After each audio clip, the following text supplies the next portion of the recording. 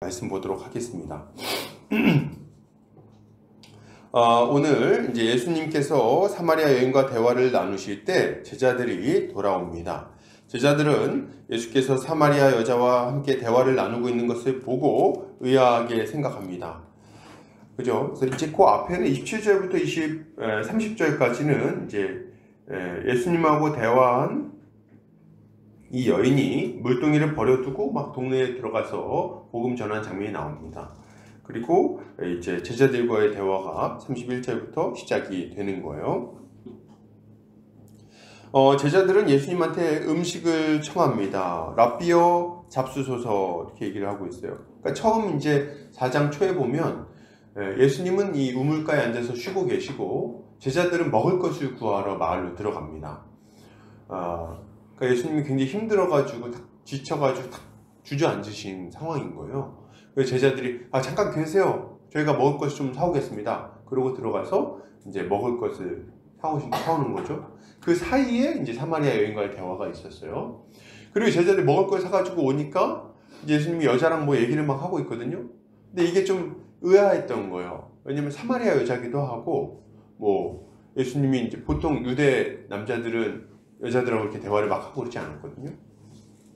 근데 뭐 얘기를 하고 있으니까 뭐 여자랑 왜 무슨 얘기를 하고 계신 거야? 이렇게 하고 왔는데 여자가 갑자기 물동이 버리고 막 뛰어 들어가는 겁니다.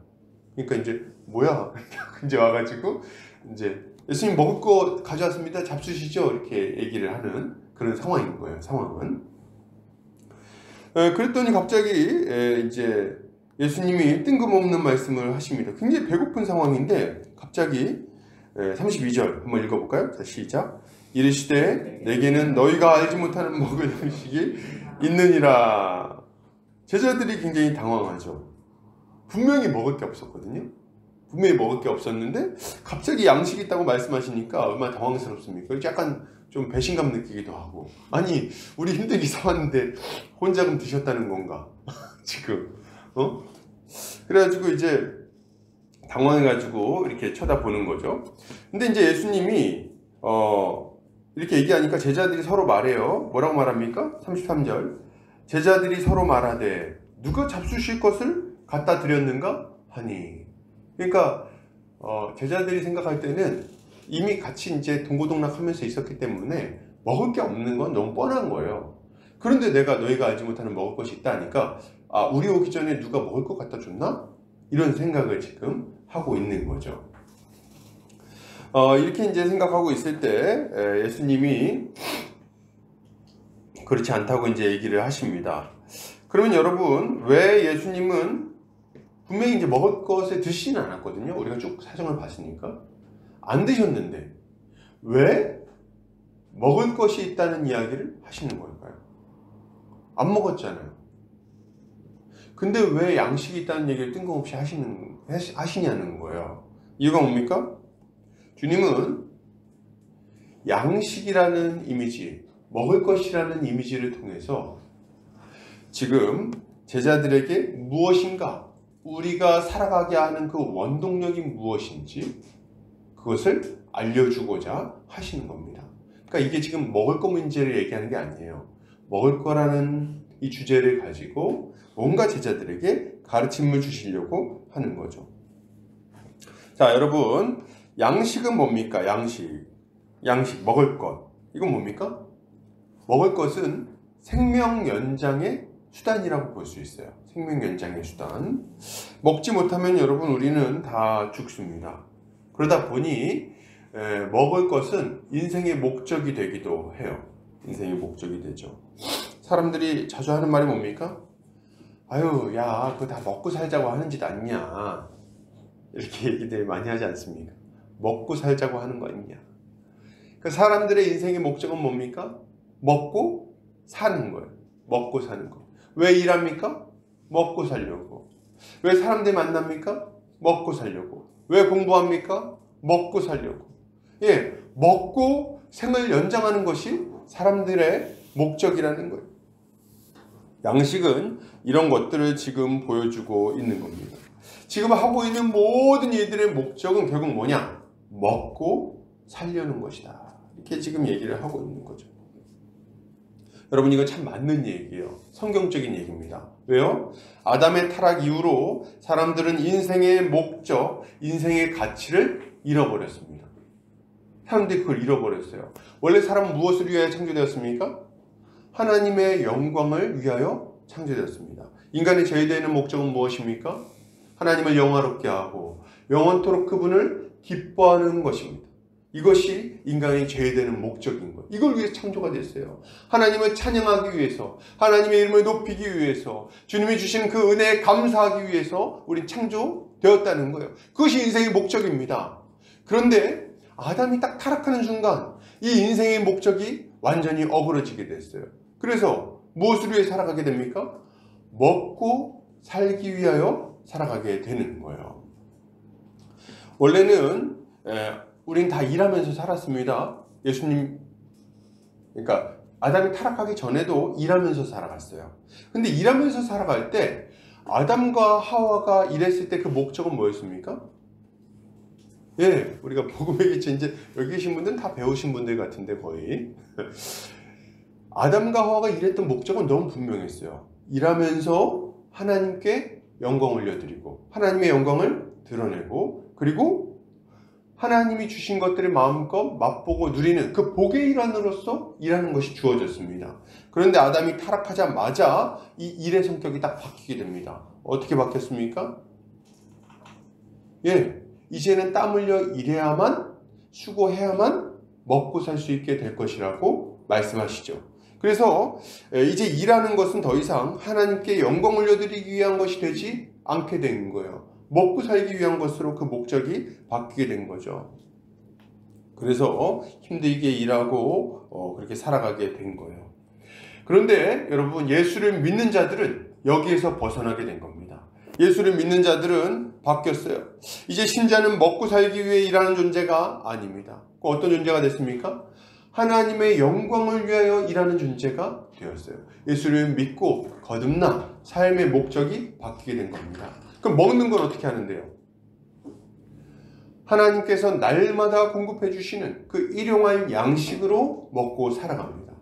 우리 주님이 공급하시는 그 생명으로 살아갑니다. 우리는 일의 목적이 더 이상 먹고 사는 것이 아니고 하나님의 영광을 위한 것으로 바뀌게 된 거예요. 고린도전서 10장 31절 같이 한번 읽어볼까요? 시작. 그런즉 너희가 먹든지 마시든지 무엇을 하든지 다 하나님의 영광을 위하여 하라. 아멘. 사랑하는 우리 형제 자매님들, 우리 인생의 목적이 바뀌었습니다. 뭘로요? 먹고 사는 것에서 하나님의 영광을 위한 것으로 바뀌었어요. 우린 더 이상 무엇을 더 먹고 더 누리기 위하여 일하지 않습니다. 우리의 생을 연장할 때 그냥 죽지 못해 사는 게 아니라는 거예요. 죽는 게 무서우니까 먹을 것을 구하고, 먹을 것을 먹으면서 생을 연장하면서 그냥 생을 연장하는 것 자체가 목적이 되어서 그렇게 살아가지 않는다는 거예요. 우리 인생의 목적은 무엇입니까? 회복이 됐어요. 뭘로? 먹든지 마시든지 살든지 죽든지 무엇을 하든지 하나님의 영광을 위하여, 이것으로 바뀌게 된 겁니다. 예수 그리스도 안에서 바뀌게 된 거예요. 사랑하는 우리 형제자매님들, 이제는 우리 인생의 목표 자체, 목적 자체가 바뀌었다는 것을 깊이 좀 생각하셨으면 좋겠어요. 내년 한 해를 살 때 우리가 생각할 건 뭡니까? 뭐 먹고 살 것인가? 하나님께서 잘 먹게 해주실 거예요. 그걸 걱정하지 말고 뭘 생각해야 됩니까? 어떻게 하나님께 영광을 돌릴 것인가? 무엇으로 하나님께 영광을 돌릴 것인가? 여기에 마음을 다 두시기 바랍니다. 필요한 건 주님 채워주실 거예요. 먹을 양식을 따로 준비해놨다. 우리 주님 왜 그렇게 얘기하십니까? 우리 하나님께서 주실 것이기 때문에 그래요. 우리 인생의 목적은 더 이상 먹는 데 있지 않습니다. 그냥 생을 연장하는 데 있지 않아요. 우리 주님을 위하여, 우리 하나님의 영광을 위하여 살아가는데 그 목적이 있는 것입니다. 여기서 우리가 한 가지 더 기억해야 될 것이 있어요. 양식이라는 이미지에서 한 가지 더 생각할 것이 있습니다. 여러분, 양식은 우리에게 힘과 능력을 공급합니다. 맞죠? 만약 우리가 밥을 못 먹는다면 우리는 힘을 잃어버리게 될 거예요. 그러니까 우리 주님의 영광을 위하여 우리가 살아가는데 밥을 못 먹으면 이제 힘이 없어서 그렇게 살지를 못했잖아요. 그런데 우리 주님은 지금 주를 위해 일하는 것이 이런 은혜와 능력을 공급받는 방법이라고 이야기를 하고 있는 거예요. 제가 전에 이제 5일 동안 밥을 안 먹고 된장국하고 꿀만 먹은 적이 있어요. 그 단식요법이라고 그래가지고 살을 좀 뺀다고 건강해지려고 된장국하고 집된장이어야 된다 그러더라고요. 그거에다가 이제 꿀 먹으면서 5일을 좀 버텨봤어요. 단식하는데 배워가지고 했는데 5kg가 빠졌어요. 5일 동안 5kg가 빠졌습니다. 대단하죠? 70대 그때 이제 86kg 막 이렇게 올라갈 때였는데 70대를 막 앞둔 그렇게 쫙 한 일주일 만에 살이 딱 빠지더라고요. 문제는 뭡니까? 그러니까 힘이 없는 거예요, 사람이. 그래가지고 이렇게 약간 멍해져가지고 이렇게 걸걸 이렇게 하면서 이제 있더라고요. 그때 제가 굉장히 이상한 짓을 많이 했었는데 제가 원래 먹방 이런 걸 안 봤었거든요. 유튜브로 남들 먹는 걸 막 보면서 행복해하고 있는 거예요. 이렇게 하면서. 그러면서 막 요리를 해가지고 잔뜩 만들어가지고 아내랑 아들한테 막 먹을 걸 해주고 이거 좀 먹어라. 제가 못 먹으니까 그런 짓을 막 하고 있더라고요. 참 힘이 없으니까 이렇게 막 쩔쩔매고 있는 거죠. 쩔쩔매고 있다. 근데 지금 우리 주님이 지금 내게는 너희가 알지 못하는 먹을 양식이 있다 이렇게 얘기하실 때 이건 무슨 말이냐면 우리 주를 위해서 생을 드리는 것 자체가 우리에게 힘과 능력을 공급해 준다는 이야기를 하고 있는 거예요. 주의 일을 하는 것이 우리에게 새로운 힘이 되어 준다는 겁니다. 이게 무슨 말입니까? 여러분 이거는 진짜 맛을 봐야 맛을 아는 건데 여러분 우리는요 주를 위해서 일을 하면 고갈될 것 같잖아요. 그죠? 주를 위해서 열심히 하면 아우 이제 힘들어가지고 못해 먹겠다 뭐 이런 생각을 많이 하게 됩니다. 그런데 이게 진짜 기묘한 것인데요. 우리가 주를 위해서 우리의 생을 드리기 시작하면은 우리가 전에는 경험해보지 못한 힘과 능력을 경험하게 됩니다. 우리 안에서는 나올 수 없는 힘이 하늘로부터 공급되는 거예요. 그래서 이건 내가 할 만한 일이 아닌데 내가 할 능력이 여기에 없는데 내가 이것을 하면서 버틸 수 없는데 그런데 우리 주를 위해서 일하기 시작하면은 하늘로부터 이런 은혜와 능력이 공급된다는 거예요. 그래서 어떤 것들을 감당해내게 됩니다. 더 활기차지게 됩니다. 사람 한 명이 할 수 없을 만한 일들을 막 해내게 됩니다. 그럼 변화가 우리 가운데 나타나는 거예요. 여러분 제가 자주 말씀드렸던 조지 뮬러 목사님 한번 생각해 보세요. 70살이 돼가지고 하나님께서 기도를 새롭게 하라는 말씀을 하셨어요.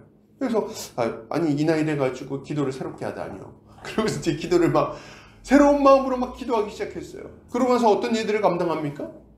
전 세계를 다니면서 복음을 전하는 거예요. 70살 할아버지가 말이죠. 그때는 지금보다 더 할아버지 아닙니까? 지금 70살은 좀 젊은 느낌이죠. 이제 영한 느낌이 있는데 근데 조지 뮬러 목사님이 1900년대 초죠. 1800년대 말인가요? 굉장히 옛날 분이에요. 그때 70이면요 정말 할아버지입니다. 근데 그때부터 90세가 넘어서까지 20년 동안 이 복음을 전하고 다니셨어요. 전 세계로. 그러면서 전 세계 수억 명의 사람들에게 복음을 증거했습니다. 한 사람이 할 만한 일입니까 이게? 그 나이 많은 사람이 할 만한 일입니까? 아니죠.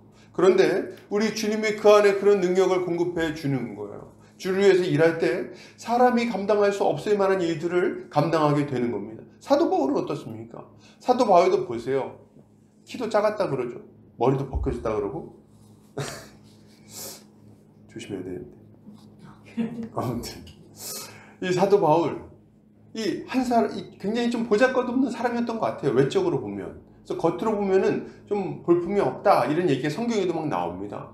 그런데 이 사도 바울 그 볼품없는 사도 바울 한 사람이 뭐 특별한 수행원도 없고 가지고 있는 재물도 없고 그냥 다니면서 복음 전하는 거예요.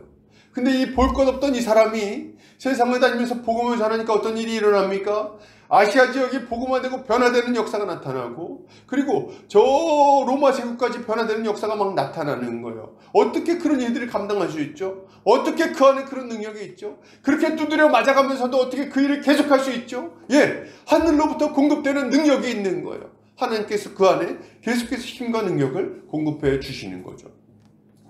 사랑하는 우리 형제자매님들, 우리는 주를 위해서 좀 생을 들여야 하겠습니다. 그때 주님이 주시는 능력을 경험하게 되실 거예요. 내가 하는 것이 아니라 하나님이 주시는 그 능력으로 하는 것이 무엇인지를 알게 될 것입니다. 이거는 정말 일하지 않을 때는 결코 알 수 없는 것들이에요. 주를 위해서 복음을 전하고 주를 위해서 형제를 가르치고 주를 위해서 섬길 때에 하나님이 주시는 능력을 경험하게 될 것입니다. 이것을 믿고 주를 위하여 성을 던지는 우리 성도님들 되시기를 주의 이름으로 축복합니다.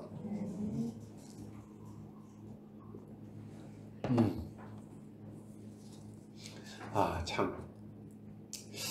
약간 요거는 사족차로 좀 붙이고 싶은 얘기인데요. 우리 형님들 사는 게 쉽지 않잖아요. 그죠? 일이 많아요. 그리고 먹고 사는 게 만만한 일이 아닙니다. 돈은 있잖아요. 맨날 부족해요. 맨날 부족합니다. 진짜. 시간은요. 맨날 부족해요. 돈도 없고 시간도 없고 열정도 없고 체력도 없어요. 맞아요. 힘들어요. 사는 게 결코 만만치 않습니다. 사는 게 만만했다면 세상 사람들이 그렇게 바쁘게 안 살겠죠. 바빠요. 저도 압니다. 그래서 여러분 이런 생각이 들 수 있을 거예요. 야, 이거 못하겠다. 이렇게 바쁜데 뭘 할 수 있겠어. 내가 좀 정리되면 해야지. 예, 그럴 수 있어요. 내 안에 능력이 없구나. 더 감당할 만한 능력이 지금 없다. 이게 다 정리되면 해야지. 사랑하는 우리 형제자매님들, 평생 못합니다. 그렇게 생각하면 죽을 때까지 못해요. 우리가 여유 있어지는 때는 안 옵니다. 그냥 늘 바쁘다고 생각하셔야 돼요. 늘 돈이 없다고 생각하셔야 돼요. 그러면 어떻게 합니까? 그럼 돈도 없고 시간도 없고 바빠 죽겠는데 힘도 없고 난 건강도 안 좋고 언제 합니까? 지금 하셔야 되는 거예요. 지금 주님께 인생을 던질 때 그때 주님이 공급하시는 능력을 여러분 받게 될 겁니다. 이걸 믿으셔야 돼요. 이 믿음이 없이는 우리가 아무것도 할 수가 없어요. 세상의 풍파가 진짜 너무 거셉니다. 우리가 이 믿음이 없이는 할 수가 없는 거예요. 그래서 자꾸 목사님들도 그렇고 성경에도 보면 믿음을 가지라고 하는 이유가 거기 있어요. 믿음이 없이는 할 수가 없어요. 믿음이 있어야 합니다. 우리 주께서 우리에게 능력과 모든 이 필요를 공급하실 것을 믿고 주님께 인생을 던지시기 바랍니다. 주께서 우리를 사용하실 거예요. 이걸 믿는 성도님들 되시기 바랍니다. 자, 계속해서 보겠습니다. 그렇다면 하나님의 뜻을 행하며 그의 일을 이루는 것은 뭘까요? 우리의 먹을 양식이 되는 하나님의 일, 그것은 뭘까요? 예수께서 말씀하십니다. 35절, 너희는 넉 달이 지나야 추수할 때가 이르겠다 하지 아니하느냐. 그러나 나는 너희에게 이르노니 너희 눈을 들어 밭을 보라. 희어져 추수하게 되었도다. 주님은 이미 추수의 시기가 이르렀다고 말씀하십니다. 근데 사실 이때는 추수할 시기는 아니었어요. 무슨 말입니까? 밭을 봐라. 다 익었다. 지금 추수해야 된다. 이렇게 얘기하시는데 막상 밭을 보니까 안 익었어. 지금 그런 식인 거예요. 지금 이거 지금 무슨 얘기하는 겁니까? 영안을 뜨고 이 육신의 눈으로 볼 수 없는 거를 보라는 얘기를 하고 있는 거예요. 지금 먹을 양식이 지금 널려있다고 얘기를 하고 있는 겁니다. 주를 위해서 할 일이 지금 널려있다고 이야기를 하고 있는 거예요. 너희는 지금 할 일이 지금 일할 때가 아니라고 얘기하지, 추수할 게 별로 없다고 얘기하지, 너희 먹을 양식을 지금 아직은 거둘 때가 아니라고 얘기하지, 아니야. 지금 너희가 눈을 들어 저 밭을 봐라. 하나님이 주시는 그 영안을 뜨고 저 휘어진 밭을 한번 봐라. 저기에 지금 너희가 일할 것이 얼마나 많이 있냐. 주를 위해 너희 인생 드릴 것들이 얼마나 많이 있냐. 이렇게 이야기를 하고 있는 거죠. 주님은 지금 이 순간이 하나님이 택한 영혼들이 구원받을 수 있는 대추수의 시기라고 말씀하고 계신 거예요. 지금이다. 여러분, 우리가 성경 말씀 많이 살펴봤죠. 그죠? 그런데 우리가 구약을 이렇게 읽으면요, 어떤 느낌을 좀 받냐면, 야, 정말 참 인생이 참 힘들다, 피곤하다. 정말 사람의 인생 가운데 너무 많은 고통이 있구나. 이런 것들을 알게 돼요. 그죠? 그래서 야, 저렇게 해보려고 그러는데도 안 되는구나, 망하는구나. 근데 이게 언제부터 그러냐면 아담과 하와가 범죄한 그 순간부터 인생은 고통 시작입니다.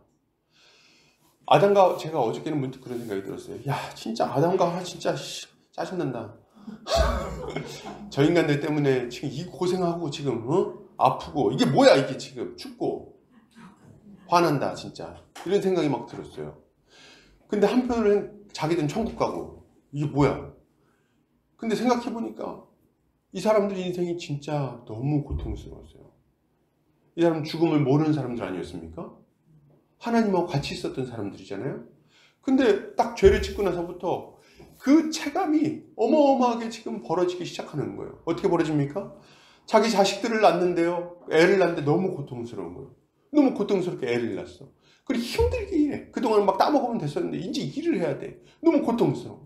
그 고통스럽게 일을 하면서 힘들게 와가지고 이제 애를 낳아서 애를 키우는데, 얘네 둘을 낳거든요. 둘을 낳는데 나중에 더 낳겠죠? 큰 애가 작은 애를 돌로 쳐서 죽인 거예요. 세상에. 오늘 일하고 왔더니 작은 애가 안 보여. 야, 아벨은 어디 갔니? 모릅니다. 제가 그거 알게 뭡니까? 나중에 하나님이 그걸 얘기하셨죠. 물론 아담하고 얘기한 내용은 성경에 안 나와요. 나중에 보니까 가인이 아벨을 쳐서 죽인 거예요. 이 아담의 그 충격이 얼마나 컸을까요? 하와의 충격이 얼마나 컸을까요? 근데 이게 가인과 아벨만의 문제가 아니에요. 아담이 오래 살았거든요. 근데 그 이후에 아담의 계보에서 나온 애들 중에 라멕이라는 놈이 있어요. 라멕이 또 애를 죽입니다. 근데 이거는 누구의 자손이냐면 다 아담의 계보에 있는 애들인 거예요. 그러니까 자기 자손들이 서로 죽고 죽이고 막 두드려 패고 뺏고 이런 것들을 계속 보고 나이를 먹는 겁니다. 그럼 고통스러운 삶이 그때부터 시작됐어요. 예, 이스라엘이 생긴 다음에는 아니었습니까? 노아의 홍수 이후에 바벨탑이 생기죠. 바벨탑 때도 다 망했죠. 예, 이스라엘 민족이 이제 부름 받아가지고 아브라함을 불러서 이스라엘을 세우고, 이스라엘 민족이 이제 하나님의 이 백성으로서 뭔가 복을 누릴 법 했더니 그때도 또 온갖 종류의 죄를 저지르고, 그러면서 하나님께 버림받고 징계받고 이방 민족의 침공을 받고, 그러면서 계속해서 고통스러운 삶을 살게 되는 거예요. 그런데 하나님은 그런 와중에도 이들을 버리지 않으시고 약속을 주시고 계속해서 구원 역사를 이끌어 가십니다. 아니야, 기다려, 조금만 참어. 내가 너희에게 여자의 후손을 보내줄 거야. 내가 너희에게 아브라함의 씨를 보내줄 거야. 내가 너희에게 모세와 같은 선지자를 보내줄 거야. 내가 너희에게 다윗의 뿌리에서 영원한 왕을 보내줄 거야. 내가 너희에게 언약의 사자를 보내줘서 회복시켜줄 거야. 기다려, 조금만 참어. 내가 너희를 회복시켜줄 거다. 그날이 올 거다. 그날에 너희는 완전히 회복되어서 너희가 이전에는 생각지도 못했던 그 영원히 유쾌한 나라에 들어가게 될 것이다. 얘기를 하는 거예요. 구약에 있는 사람들 하는 일은 뭡니까? 죽겠어요, 하나님, 죽겠어요. 언제 삽니까? 언제 옵니까? 언제 그분이 오셔서 우리를 회복시켜 줍니까? 우리의 인생은 언제쯤 만족할 수 있게 되는 겁니까? 너무 힘듭니다, 주님. 기다리고 소망하고 그 나라를 바라보고 간절히 기다리는 것이 구약 전체의 역사였어요. 그런데 마침내 때가 이르러 우리 주님이 자신의 독생자를 이 땅에 보내주신 거예요. 그분이 이 땅에 오셨습니다. 임마누엘 하셨어요. 그 죄인들 한가운데 오셔서 다윗의 장막을 다시금 회복시켜 주신 거예요. 그리고 자신의 택한 백성들을 불러 모으기 시작한 겁니다. 지금이 어떤 때입니까? 지금이 그때인 거예요. 지금이. 세상에 제자들은 몰랐죠. 제자들은 몰랐어요. 아직도 추수할 날이 멀었다고 생각했습니다. 하나님의 약속이 이루어질 날이 멀었다고 생각했어요. 사람들의 인생이 거듭나서 회복되는 그날이 멀었다고 생각했어요. 언젠가 이루어지겠지 생각하고 있었습니다. 그런데 우리 주님이 얘기하시는 거예요. 아니야. 지금 보아라. 구약의 모든 사람들이 기다리고 고대했던 그날이 지금이다. 지금 이 내 이름 예수 그리스도를 믿고 믿음으로 나오는 모든 자들이 구원받는 때가 지금 열렸다. 지금 내가 나의 백성을 불러 모으고 있나니 너희는 나중에 하겠다고 말하지 말아라. 이렇게 이야기를 하시는 거예요.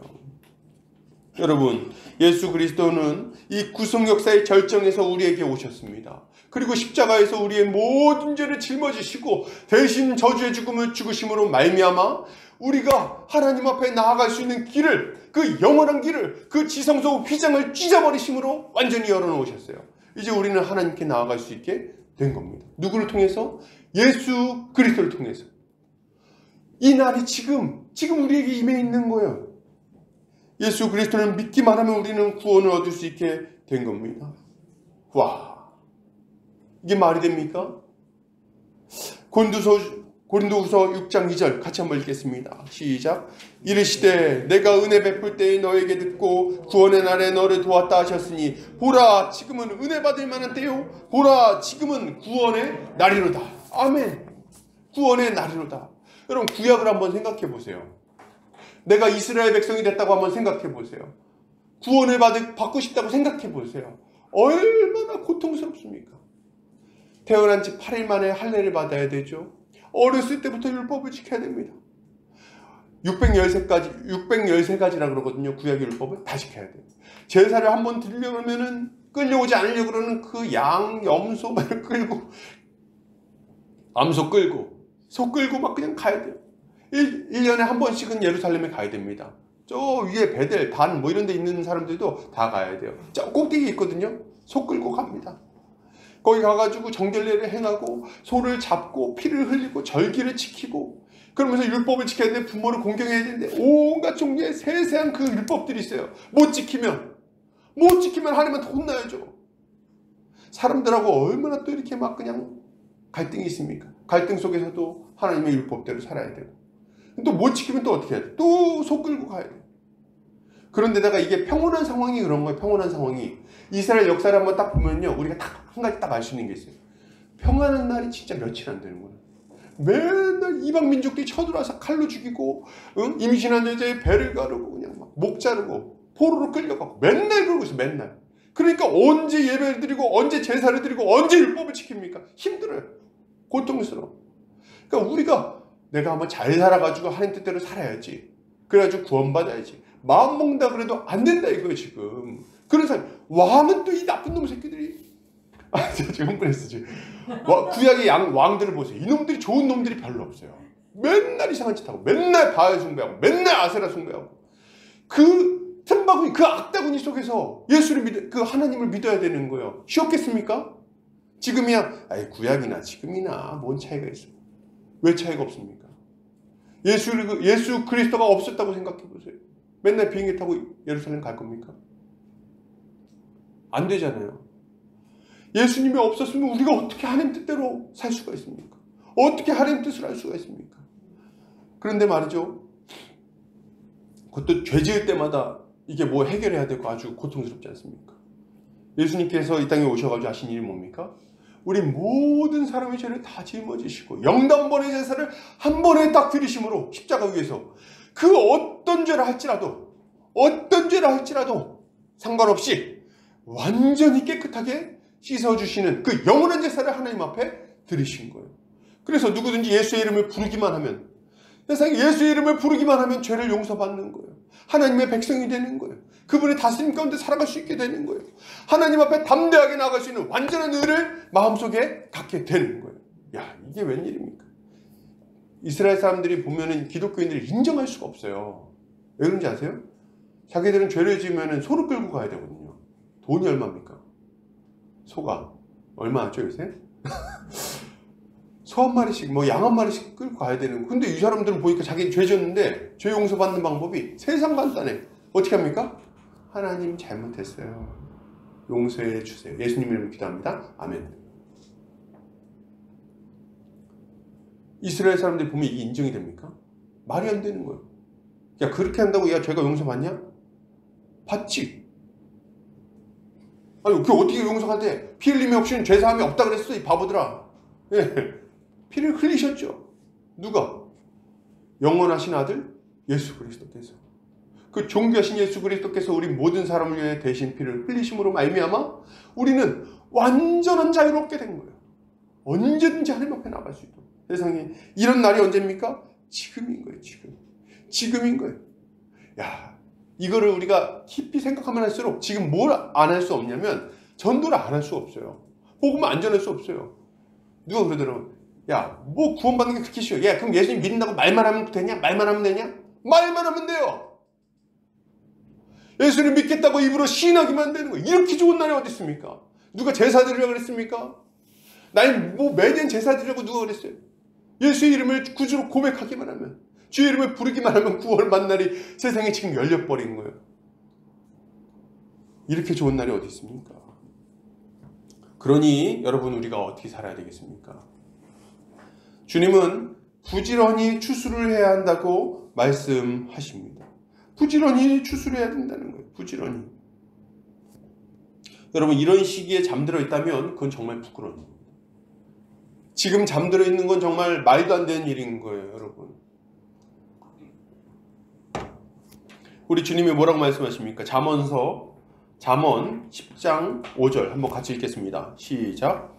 여름에 거두는 자는 지혜로운 아들이나 추수 때에 자는 자는 부끄러움을 끼치는 아들이니라. 예. 지금 여름이고 지금 한창 추수해야 되고 일할 때입니다. 지금 자면 어떡합니까? 지금. 딴 때 자야지 나중에. 지금 잘 수 없어요. 지금 추수 때입니다. 지금 대추수의 시기예요. 여러분, 누가 여러분 보고 예수 믿게 하라 그랬습니까? 누가 여러분한테 예수를 믿게 할 어떤 그런 책임을 줬습니까? 안 줬어요. 뭐만 줬어요? 전하라는 명령만 주셨어요. 우리는 믿게 할 수는 없거든요. 그러니까 믿게 하라는 게 아니에요. 전하라는 거예요. 전하는 건 왜 못합니까? 예수천당 불신지옥입니다. 왜 못합니까? 하면 되지. 이게 뭐 어렵습니까? 안 믿는데 어떻게 해요? 안 믿을 것 같아요. 안 믿는 건 하나님 탓이지, 그거는. 아이고. 그거 하나님이 알아서 하실 일이지, 그거는. 그렇지 않습니까? 믿고 안 믿고는 하나님 손에 달려있잖아요. 성령께서 하시는 일 아닙니까? 그거 우리가 하는 일이 아니에요. 넘보지 말고. 내가 설득 잘해서 믿는 것도 아니에요. 우리 중에 전도 잘하는 사람들이 있을 거예요. 그런 분들은 보면은 굉장히 단순해요. 야, 너 예수 안 믿으면 지옥 간다. 아주 단순해 아주. 내가 들으면 야, 저렇게 해서 믿겠어? 믿어? 세상에. 너 예수 믿으면 천국 간다. 여기에 무슨 논리가 있어요? 논리도 없어. 예수 믿으면 잘 돼. 여기 무슨 논리가 있어요, 여기에? 아무 논리도 없어. 근데 믿고 죽게 돌아오는 사람들이 있다는 거예요. 이게 웬일입니까? 똑똑한 사람들은 제가 보니까 오히려 전도를 잘 못해요. 똑똑한 사람들은 고민이 많아. 걱정거리가 많아. 이렇게 전해야 되는 거 아닌가? 이렇게 얘기해가지고 이렇게 설득해야 되는 거 아닌가? 근데 약간 단순하게 하는 사람들은 오히려 편해요. 예수 믿어야 할 때 너 안 믿으면 지옥 간다? 아주 단순해. 근데 놀라운 건 뭡니까? 우리 주님이 그들의 마음을 찌르시는 거예요. 그들이 그동안 견고하게 가지고 있던 그 진들이 무너지게 하시는 거예요. 그래서 계시를 깨닫게 하시고 믿음으로 말미암아 진리로 나오게 하시는 거죠. 그래가지고 그전에는 야, 그게 말이 돼? 맨날 말싸움해요. 맨날 보면은 야, 너 그러면 하나님이 다 알고 있었을 텐데 선악과 왜 만들었어? 맨날 똑같아. 야, 그러면은 뭐 응? 야, 내가 안 믿어도 그러면 하나님 어차피 예정하셨으면 어차피 구원받는 거 아니냐? 이런 얘기들. 어디서 그런 얘기는 들었는지 말이에요. 그렇게 할 때 아주 단순하죠. 그 논쟁하는 분들은 맨날 이런 논쟁해요. 근데 이게 말이지. 그렇죠. 근데 그 논쟁해가지고 이기잖아요. 그럼 결론이 이거예요. 그래. 너 열심히 믿어. 나 안 믿을래. 이게 결론이에요. 싸울 필요가 없어요. 단순하게 나가야 돼요. 뭡니까? 예수님이 너를 사랑하신다. 너를 위해서 죄를 다 짊어지시고 대신 죽으셨어. 네가 뭐 여러 가지 얘기를 할 수 있겠지만 예수를 믿기 바란다. 그럼 너 구원받을 수 있을 거야. 이 단순한 논리에, 이 단순한 복음에 사람들이 회심해서 주님께 돌아오는 역사가 나타나는 거예요.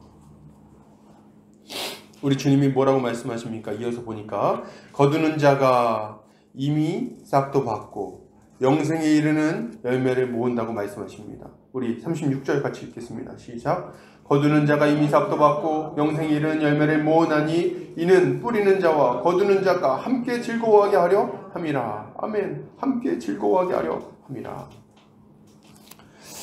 거두는 자는 우리로 본다면 무슨 삭스를 받은 걸까요? 예, 이미 삭스를 받았다 그러잖아요. 무슨 삭스를 받았죠? 이미 영생에 이르는 복을 받았습니다. 여러분 잘 아셔야 돼요. 전도에서 구원받는 게 아니에요. 우리가 열심히 살아서 구원받는 게 아닙니다. 우리는 어떤 자들이에요? 구원 받았기 때문에 그렇게 사는 자들인 거예요. 완전히 바뀌었어요. 어떤 분들은 얼마 전에 이제 제 아들이 저한테 얘기하더라고요. 열심히 그럼 내가 이렇게 열심히 안 살아도 그러면 나 구원 받는 거야. 이렇게 얘기를 물어보더라고요. 그래서 제가 얘기했죠. 예수를 믿기만 하면 구원 받는 거야. 약간 당황하더라고. 그런 거야. 열심히 살아야지 구원 받는 거 아니었어? 아니야. 예수님을 믿기만 하면 구원 받는 겁니다. 그리고 구원 받은 자로서, 복 받은 자로서 이 복을 나만 가지고 있을 수 없으니까 내 사랑하는 사람들한테 전하는 거죠. 이게 또 앞뒤를 바꾸면 안 돼요. 너무 분명한 거예요. 우리는 먼저 구원을 받았기에 빚진 자의 마음으로서 복음을 전하는 겁니다. 로마서 1장 13절에 14절 같이 한번 읽겠습니다. 시작. 형제들아 내가 여러 번 너희에게 가고자 한 것을 너희가 모르기를 원하지 아니하노니 이는 너희 중에서도 다른 이방인 중에서와 같이 열매를 맺게 하려 함이로되 지금까지 길이 막혔도다. 헬라인이나 야만인이나 지혜 있는 자나 어리석은 자에게 다 내가 빚진 자라. 아멘. 사실 사도 바울이 무슨 헬라인이나 야만인이나 무슨 빚을 그렇게 적겠습니까? 그러나 그들의 영혼을 생각할 때 사도 바울은 늘 빚진 자라는 생각을 했어요. 왜냐하면 우리 주님이 맡기신 복음을 아직 전달 못했고 내가 먼저 이렇게 큰 은혜를 받았는데 내가 나만 가지고 있는 게 견딜 수 없는 거예요. 그래서 빚진 자의 마음을 늘 가지고 있는 겁니다. 그럼 빚을 져보신 분들은 아실 거예요. 이게 어떤 마음인지. 빚을 갚기 전까지는 자유가 없습니다. 늘 찜찜해요. 늘 고통스러워요. 빚 갚아야 되는데 빚 갚아야 되는데. 지금 사도 바울이 그 마음이라는 거예요.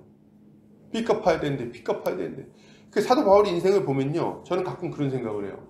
야, 이 사람은 도대체 뭐하고 산 거야? 밥은 먹고 다녔어? 이 사람 지금 친구들하고 이렇게 커피숍도 안 가고 어디 사도 바울이 이렇게 어디 가가지고 여행지 가가지고 온천도 좀 즐기고 와가지고 좀 이렇게 좀 힐링도 좀 하고 그래야 될 것 같은데 이 사람은 맨날 어디 다녀 보면 뭐하고 산 거야? 근데 사도 바울이 왜 이렇게 했냐니까 빚을 갚을 때까지, 이 빚을 갚을 때까지 내가 이 가지고 있는 거 다 전해가지고 나 이제 다 전했다 이렇게 얘기할 때까지, 그때까지 이 마음을 버리지를 못하는 거예요. 그래가지고 계속, 표현이 어떨지 모르겠는데 계속 쪼들리는 거예요. 마음에 전해야 되는데 지금 누구 이렇게 지나가는 사람 보면 전해야 되는데 지금 복음을 전해야 되는데 예수 믿나? 늘 그러면 늘 마음에 그래가지고 그렇게 막 다니는 거예요. 그래가지고 어찌하든지 간에 복음 전하려고 막 발버둥 치는 거죠. 여러분, 예수를 믿는 우리에게도 이런 비슷한 열망이 있지 않습니까? 여러분, 강도는 조금 다를 수 있는데 다 이런 열망이 있어요. 일단은 가족에 대해서 그런 열망이 있어요. 그리고 친척들, 친구들에 대한 그런 열망이 있습니다. 그래서 이거 어떻게 전하지? 그러니까 실제로 전하냐 안 전하냐에 떠나서 마음은 다 있는 것 같아요. 제가 볼 때는. 그래서 이거 전해야 되는데 이거 어떻게 전하지? 쟤를 어떻게 하지? 그 어떤 간절한 마음. 이게 예수 그리스도로 말미암아 거듭난 자에게 자연스럽게 나타나는 열망인 거예요. 그리고 안 믿는 사람들 보면 불쌍하고, 보면은 막 명품 두르고 있고 막 비싼 거 먹고 다니고, 야 나 이번에 차 바꿨잖아 이렇게 하고 다니는데, 이 보면은 이제 부러운 게 아니라 불쌍하지. 보면서 제가 예수를 믿어야 될 텐데 쟤를 어떻게 하면 좋으냐, 저러다가 저 어떡하지? 예수 좀 믿었으면 좋겠는데 저거 다 저러 그냥 살다 죽으면 저거 다 쓰레기인데 저거 예수 좀 믿어야 될 텐데, 그죠? 근데 이게 막 부러운 게 아니라 불쌍해. 그래가지고 어떻게 하든지 간에 복음 전하고 싶어서 애쓰는 거죠. 그리고 이런 열망 있는 사람들 어떻게 됩니까? 주님의 뜻을 이루기 위해서 수고를 하게 되는 거예요. 때로는 씨를 뿌리고 때로는 거둡니다. 때로는 물을 주기도 하고 때로는 잡초를 뽑기도 해요. 그리고 그 결과 열매를 거두게 되는 거죠. 주님이 그래서 뭐라고 말씀하십니까? 뿌리는 자와 거두는 자가 함께 즐거워하게 하려 합니다. 맞아요. 결국 이렇게 열심히 수고해서 자라게 하시는 예수, 열심히 수고하게 하시고 그걸 자라게 하셔서 그 열매를 보면서 기뻐하게 하시는 거예요. 근데 또 자라게 하시는 분은 누구십니까? 그건 다 하나님이세요. 우리 고린도전서 3장 6절에서 8절 같이 읽겠습니다. 시작.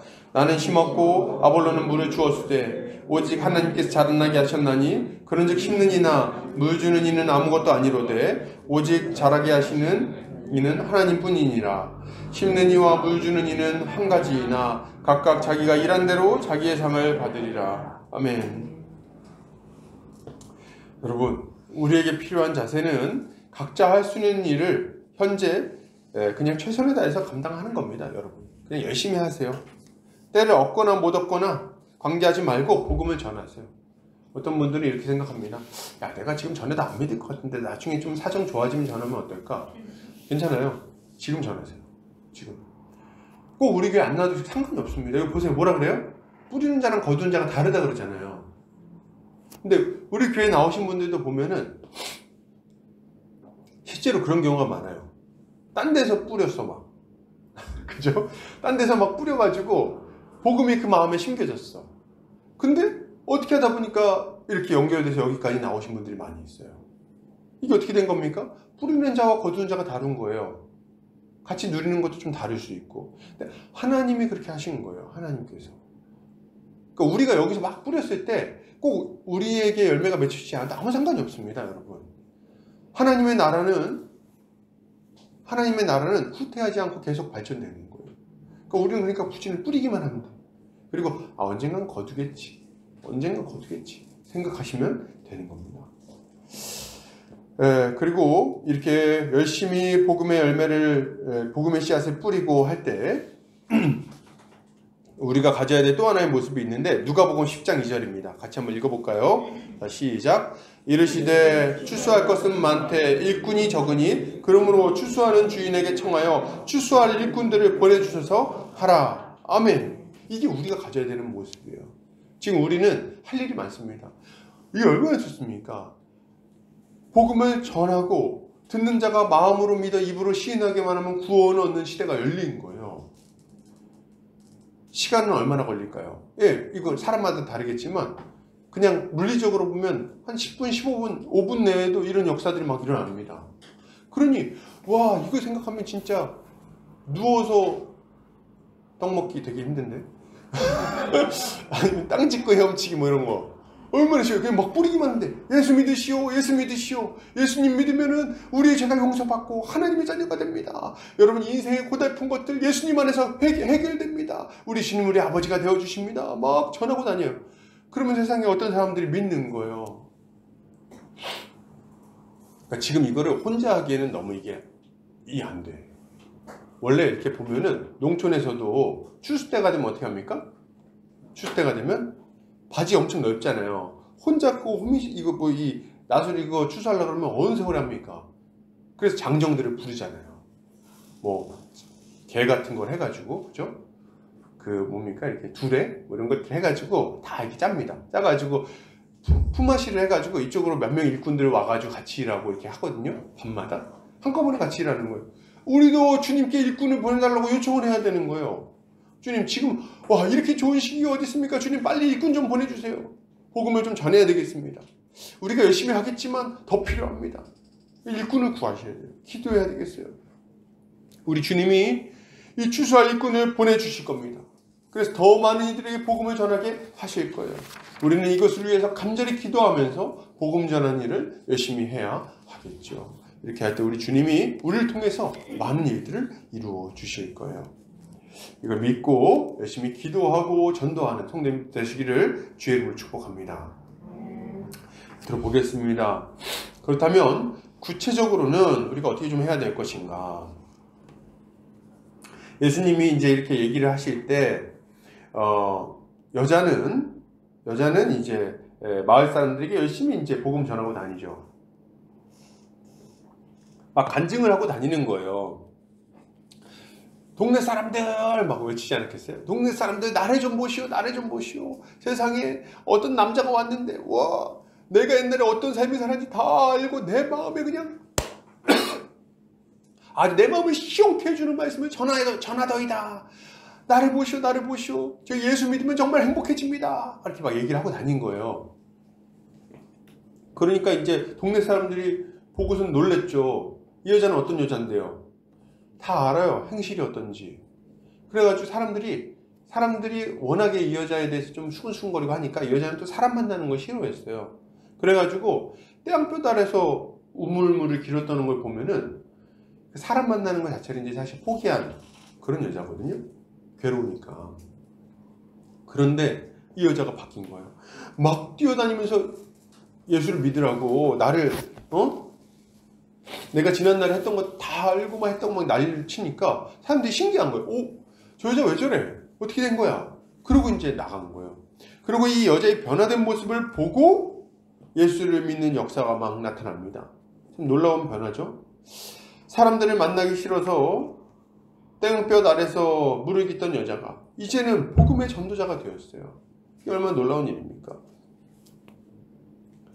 이 여자를 보고 사람들이 귀를 기울이고 예수를 믿게 된 거죠. 제가 이제 이걸 볼 때 한 가지 좀 생각하게 되는 게 있어요. 여러분, 복음 전도는요, 두 가지가 이게 다 같이 가야 돼요. 첫 번째는 우리가 복음 자체를 잘 전해야 되겠죠. 그죠? 뭐 유창하긴 아니어도 예수 천당 불신지옥은 얘기할 수 있어야 돼요. 동시에 나타나야 되는 게 있는데 그게 뭐냐면, 여러분, 성도의 삶에 예수 그리스도로 말미암은 변화와 기쁨이 있어야 됩니다. 이게 없으면 전도는 참 힘들 거예요. 예수를 믿고 변화가 돼야 돼요. 예수를 믿고. 그래서 이전에 그 죄악된 삶, 어리석은 삶에서 벗어나서 새로운 삶을 살아야 됩니다. 그리고 그 삶을 살면서 삶이 막 회복되고 기쁨이 넘치고 이런 것들이 나타나야 돼요. 저는 완전해져야 된다는 얘기를 하는 게 아니에요. 내 삶이 좀 괜찮아야지 전도도 하죠. 아니요. 누가 언제 완전하라고 그랬습니까? 완전하진 않았는데 여전히 어리석은 삶도 살 수 있겠죠. 넘어질 수도 있어요. 괜찮아. 근데 괜찮진 않지만 그러나 그럴 수 있어요. 그러나 그 와중에 예수 그리스도로 말미암은 기쁨이 있어야 되는 거예요. 그 안에 그 놀라운 기쁨, 그 믿음으로 말미암는 기쁨, 그리고 회복, 조금씩 좋아지는 거예요. 야, 너 얼굴이 좀 좋아 보인다? 요새 뭐 좋은 일 있어? 뭐 로또 됐니? 야, 로또가 다 뭐냐? 예수 믿어봐. 이거 얼마나 좋습니까? 야, 내가 얼마 전부터 교회 나갔는데 너무 좋아. 너도 좀 나랑 교회 나가자. 너 얼마 전에 좀 어려운 일 있었다며. 목사님한테 좀 기도해달라 그러자. 우리 목사님이 다른 건 못해도 기도는 좀 열심히 하더라. 뭐 이런 거 있잖아요. 다른 거 못하면 안 되는데. 아무튼 그래가지고 이렇게 막 전도를 하는 거예요. 나랑 같이 만나보자. 교회 나가보자. 너 예수 믿어라. 예수 믿으면 좋다. 야, 나 정말 너무 힘들고 그런데 예수님 때문에 그래도 살만해. 좀 숨쉴만해. 이런 얘기가 나와야 되는 거예요. 야, 나 진짜 너무 힘든데 그래도 좀 하나님 계셔서 난 좀 믿어보려고, 견뎌보려고. 딱 견뎌냈다, 이겨냈다, 꼭 이게 아니었대요. 너무 힘들지만 나 예수님 믿고 한번 이겨내보려고. 이런 자세와 태도만 해도 사람들은 느껴요. 뭘 느낍니까? 야, 쟤는 그래도 뭔가 믿는 구성이 있구나. 쟤는 그래도 이런 상황에서 낙심하거나 절망하거나 우울증에 빠지지 않는구나. 와, 저걸 이겨내는구나. 이때 복음이 전파가 되는 거죠. 여기에 한 가지 또 중요한 조건이 있죠. 뭡니까? 우리 교회가, 우리 보금자리 교회가 여러분 행복한 교회여야 돼요. 이게 되게 중요합니다. 이 시대에 전도가 잘 안 되는 되게 중요한 이유 중에 하나는 교회가 하나님의 말씀에서 많이 떠나 있기 때문인 경우가 많아요. 교회 왔는데 별로 행복하지가 않아. 전도할 때는 보니까 야, 예수 믿으면 너무 좋아. 그래서 이제 교회를 왔네. 근데 교회 왔더니 별로 안 좋아. 맨날 수근덕수근덕거리고, 야, 새로 왔는데 얼굴이 왜 저 모양이야? 이렇게. 아이고, 머리 스타일은 왜 저래? 세상에. 머리가 다 새집을 짓고 다니네 그냥. 이런 얘기들. 그렇게 하면은 교회를 나올 때 정착을 할 수가 없어요. 전도가 될 수가 없어요. 그죠? 근데 어떨 때 딱 정착이 되고 믿음을 가지고 잘 자랄 수 있습니까? 교회 왔더니 너무 사랑으로 환영해주고 이뻐해주고 그리고 지지해주고 기도해주고 붙들어줄 때, 그리고 보면은 자기들끼리 되게 행복해. 뭐가 보니까 맨날 보니 김치찌개 끓여 먹고 오늘 김치찌개입니다. 김치찌개 끓여 먹고 막 김치찌개 먹으면서 막 행복해하고 같이 막 맛있는 거 먹고 서로 이렇게 기도 제목 나누고 같이 울어주고. 저는 이게 좀 필요한 것 같아요. 이번 한 주간에 참 우리가 이번 한 달 동안 우리가 힘든 일들이 많았죠. 걱정거리도 많았고 낙심되는 일들도 있고 그죠. 근데 인생이 힘들어요. 근데 누가 옆에서 좀 버팀목이 돼줘야 돼. 곁에서 좀 이렇게 위로가 돼줘야 돼요. 저는 성도님들 얼굴을 보면 위로를 받아요. 너무너무 좋은 것 같아요. 성도님들이 이렇게 좀 별로 웃지도 않고 이렇게 무표정 얼굴로 앉아있어도 위로가 돼요. 그냥 앉아있는 것만 봐도 위로가 돼요. 저는 그때 얼마나 힘이 되는지. 그치, 내가 평생 같이 갈 가족들이, 내 영적인 가족들이 여기 있지, 내가 혼자가 아니지, 이런 생각을 하게 되는 거예요. 위로를 받고 힘을 얻고 이렇게 하는 겁니다.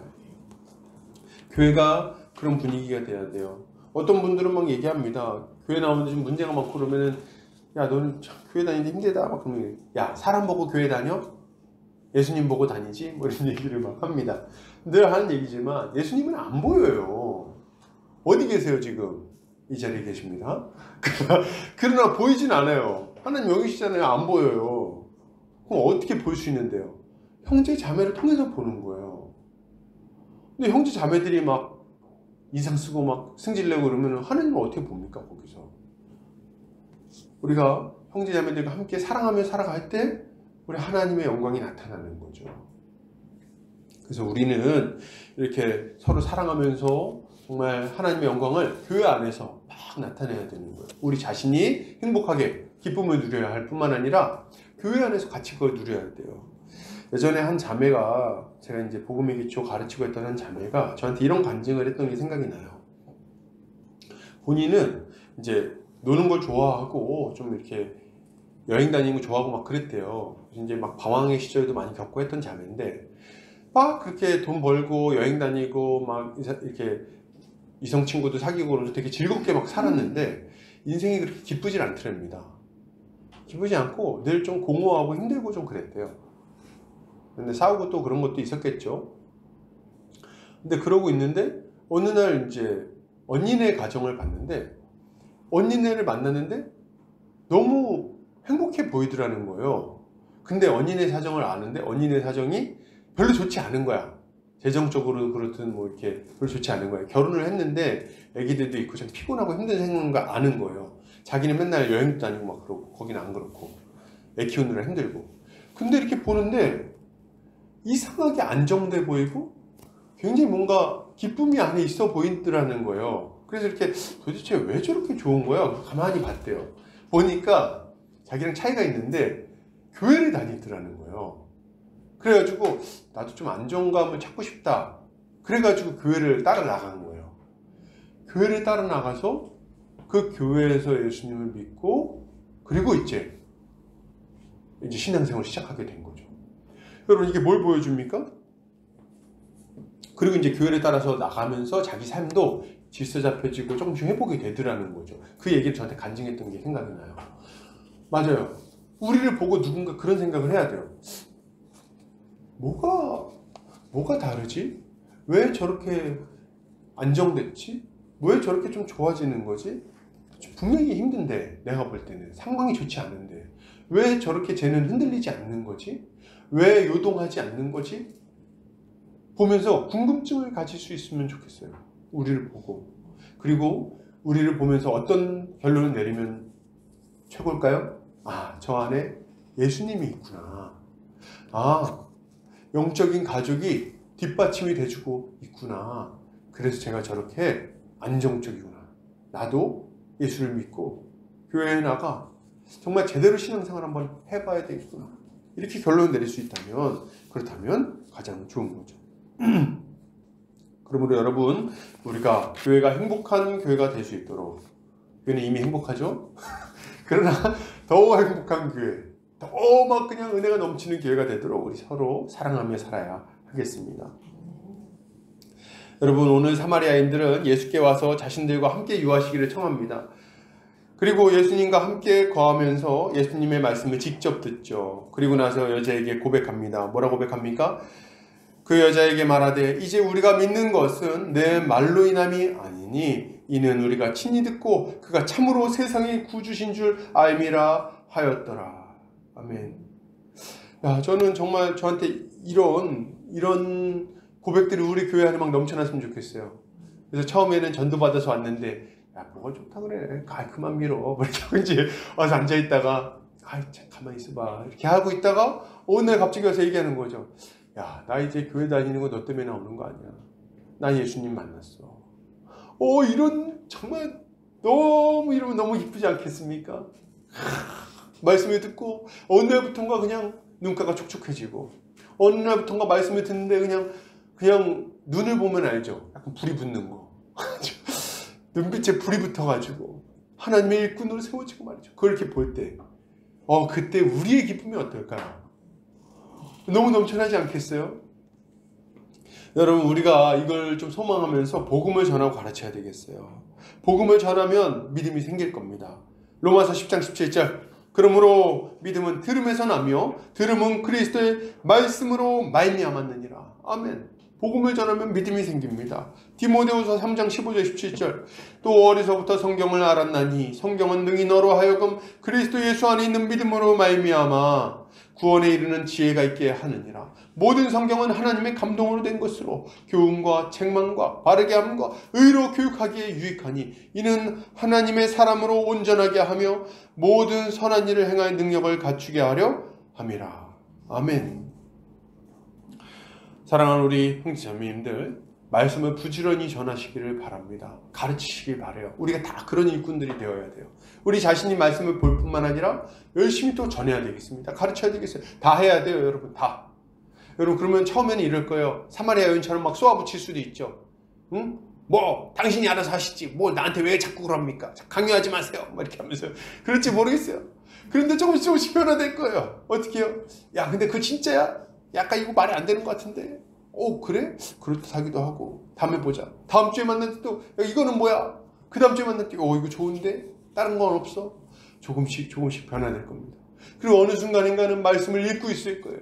어느 순간인가는 주님께 나오게 될 겁니다. 어느 순간인가는 울면서 얘기할 거예요. 전화할지 모르지. 전화해서 자기야, 나 이제 예수 믿었잖아. 얘기할지 모르죠. 그러면 얼마나 기쁠까요? 우린 이것을 믿고 믿음으로 복음을 가르쳐야 되겠습니다. 과정이 필요해요. 여러분, 과정이 필요해요. 설득의 과정이 필요해요. 우리도 그렇지 않았습니까? 저는 아직도 생각이 나요. 피아노 학원 선생님이 저한테 초등학교 5학년 때부터 5년 다녔는데 피아노 지금 하나도 못 치죠. 근데 이 피아노 학원 선생님이 저한테 복음을 전했어요. 너 예수님 믿어라. 근데 제가 생각이 납니다. 선생님, 서울가루 왜 만든 건가요? 제가 그 사람이에요. 제가. 하나님이 어디 있습니까? 왜 안 보입니까? 그러면 보여주지. 지금은 왜 그렇습니까? 맨날 싸웠어요. 피아노, 나중에 지치셨어요. 그래서, 그래, 너는 네 알아서 해라. 이렇게 얘기를 하셨어요. 나중에 믿었네. 근데, 아직까지도 그 고마움이 잊혀지진 않아요. 그죠? 어느 날, 교회에서 만났어요. 제 모교회에서. 총신대학교에 다녔었거든요. 모교회에 그분이 오신 거예요. 저를 본 거예요. 너 여기 어떻게 왔어? 제가 얘기했죠. 저 여기 교회 다니기 시작했어요. 선생님 깜짝 놀라시더라고요. 너 교회 다니냐? 세상에 목사가 됐네? 여러분, 제가 목사가 됐습니다. 이게 웬일입니까? 왜 은혜입니까? 우리가 전하는 이 복음이 어느 순간인가는 사람들의 마음 가운데 깊이 심겨져서 놀라운 열매를 맺게 될 거예요. 여러분, 내년 한 해에는 마음을 굳게 먹으시기 바랍니다. 내 인생은 주를 위해서 일할 때 의미가 있다. 내 인생은 주를 위하여 충성할 때에 능력이 있고 힘 있고 복된 인생이 될 것이다. 이걸 믿으시기 바랍니다. 우리 주님이 하늘로부터 은혜와 능력을 공급하실 거예요. 그리고 이 복음을 부지런히 전할 때 믿고 구원받는 역사가 나타날 겁니다.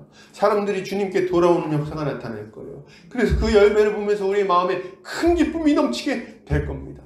이것을 믿음으로 충성하며 한 해간 또 살아가는 우리 성도님들 되시기를 주의 이름으로 축복합니다. 다 같이 기도하겠습니다.